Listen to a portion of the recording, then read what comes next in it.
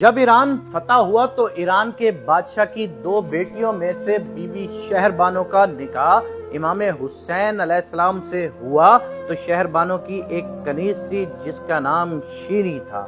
جب امام حسین نے شیریں کو آزاد کر دیا اور اسے اپنے آبائی وطن واپس جانے کے لیے کہا تو شیریں نے کہا، آقا سب بیبیاں علی اکبر کی شادی کی بات کر رہی ہیں، مولا آپ ہمیں تب تک یہی رہنے دیں۔ مولا امام حسین نے زبان امامت سے فرمایا، شیریں میں وقت کا امام تمہیں زبان دیتا ہوں کہ جب علی اکبر کی شادی ہوگی تو اس کی بارات 27 محرم 61 ہجری ایک رات تمہارے گھر قیام کرے گی۔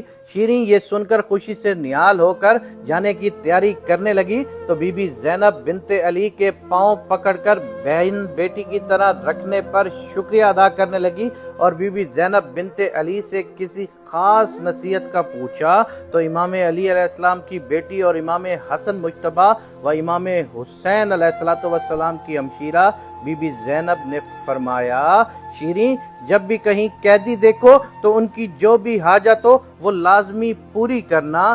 شیریں نے وعدہ کیا اور اپنے آبائی وطن واپس چلی گئی۔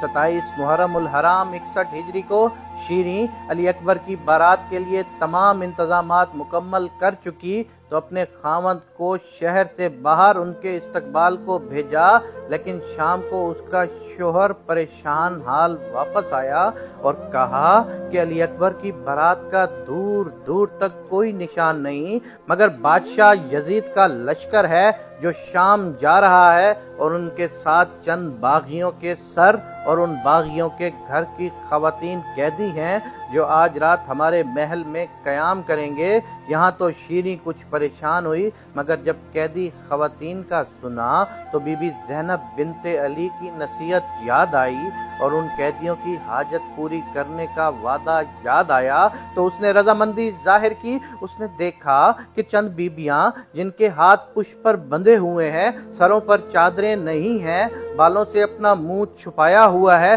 اور خاک اور خون سے اپنے بالوں پر پردہ بنایا ہوا ہے۔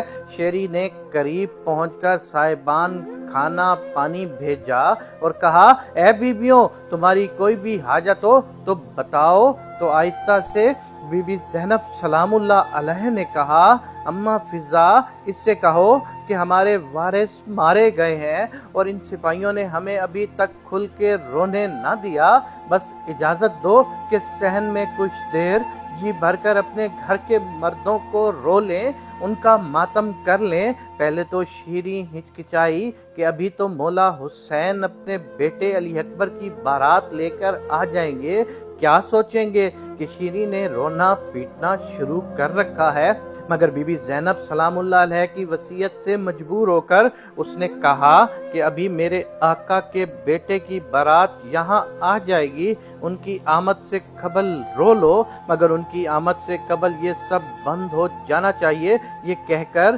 ابھی پلٹی ہی تھی کہ ان قیدیوں نے آہو بکا شروع کر دی۔ ایک بی بی نے کہا، ہائے عباس۔ شیریں پلٹی اور کہا، یہ نام مت لو، کسی اور کا نام لو، یہ میرے آقا کے بھائی کا نام ہے۔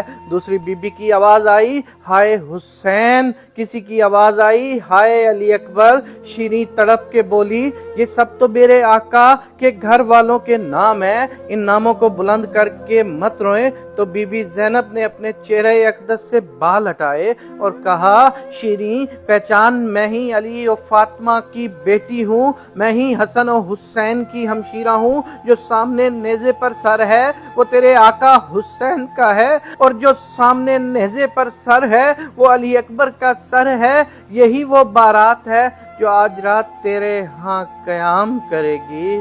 اللہ اکبر، اللہ اکبر، اللہ اکبر۔